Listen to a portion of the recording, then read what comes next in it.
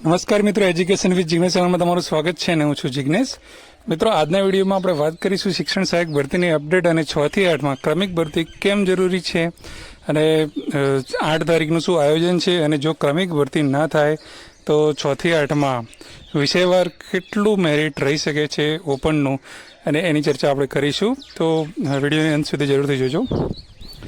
સૌથી પહેલાં આપણે વાત કરીએ શિક્ષણ સહાયક ભરતીનું ગઈકાલે 6 તારીખે સાંજે એટલે કે PML2 આવી ગયું હતું. 11-12 સરકારીનું PML2 આવ્યું છે અને આની અંદર જેટલા પણ ઉમેદવારોનો સમાવેશ કરવામાં આવ્યો છે એ બધાને શાળા પસંદગી થઈ જવાની છે અને શાળા ફાળવણી થવાની પૂરેપૂરી 100% શક્યતા છે. એટલે જે પણ ઉમેદવારો આની અંદર લિસ્ટમાં છે એ ઉમેદવારોને વિનંતી છે કે આની અંદર સિલેક્શન કર્યા પછી આના પછીની કોઈ પણ ભરતીની અંદર એ આવશે નહીં.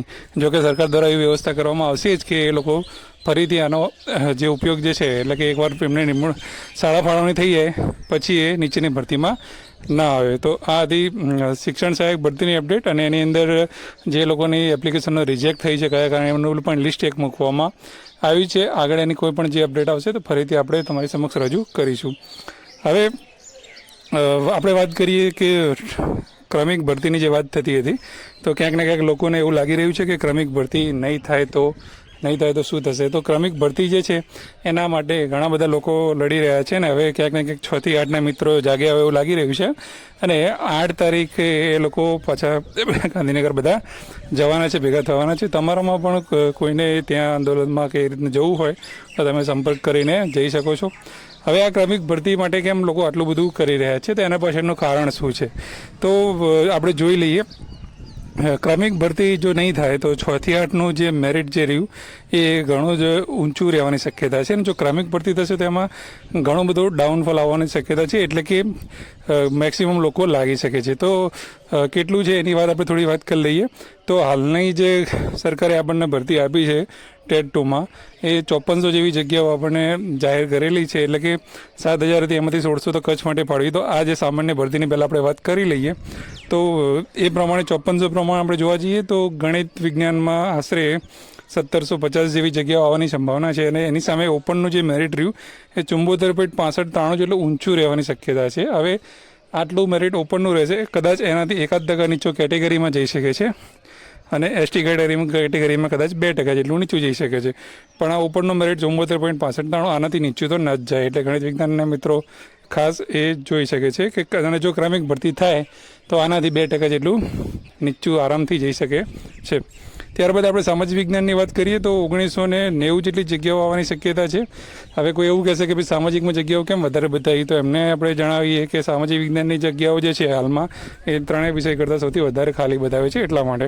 તો 1990 જગ્યાની સામે જોવા જઈએ તો ઓપનનું જે મેરિટ રહ્યું 72.0958 એટલે કે 72+ મેરિટ રહેવાની શક્યતા છે.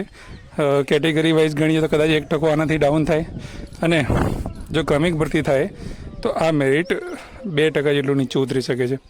ત્યારબાદ ગુજરાતીની વાત કરીએ. હવે ભાષાઓની જે વાત છે 4 ભાષાઓને સરખી જેવી જગ્યાઓ આવવાની હોય છે. એટલે કે ગુજરાતીમાં 415 જગ્યા સામે આપણે જોઈએ તો ઓપનનો મેરિટ 68.147 રહેવાની શક્યતા છે.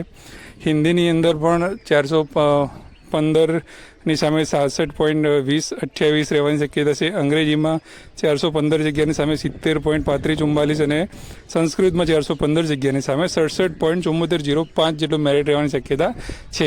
આ બધું જે પણ મેરિટ રહ્યું એ બધા આ મેરિટ જો ક્રમિક ભરતી થાય તો બધામાં 1%, 1.5%, 2% જેટલું ફરક ચોક્કસથી પડી શકે છે. જે વિષયમાં વધારે જગ્યાઓ નથી વારમાં આવેલી છે એમાં કે મોટાભાગના લોકો કદાચ એની અંદર હોય તો ક્યાં કશું નહીં તો 1% તો ડાઉન જાય અને આની પણ કેટેગરી વાઇઝ જોવા જઈએ તો બીજું પણ 0.5% કે 1% સુધી ડાઉન જઈ શકે છે. તો આ જે રહ્યું મેક્સિમમ મેરિટ જે છે આ મેરિટની જે ઉપર જે લોકોને ક્રમિક ભરતી થાય કે ના થાય 5400 ચોક્કસથી લાગી જવાના છે એવું હું કહી શકું છું ગેરંટીપૂર્વક. તો અને એ પ્રમાણે છે. એટલે જો કદાચ તમારું મેરિટ આનાથી જો નીચું થતું હોય તો તમારે ચોક્કસથી 8 તારીખે જે લોકો જવાના છે એમની સાથે જવું જોઈએ, આંદોલનમાં ભાગ લેવો જોઈએ અને ક્રમિક ભરતી થાય એના માટે પ્રયત્નો કરવા જોઈએ. બાકી તમારા વિષયનું તમારું પોતાનું મેરિટ કેટલું જાય છે કોમેન્ટ બોક્સમાં જરૂરથી જણાવજો. તમે સેફ છો કે નહીં ચોક્કસથી તમે કહેજો અને નવા વિડીયોમાં આપણે ફરીથી મળીશું અપડેટ સાથે. ત્યાં સુધી જય હિન્દ, જય ભારત. Thank you.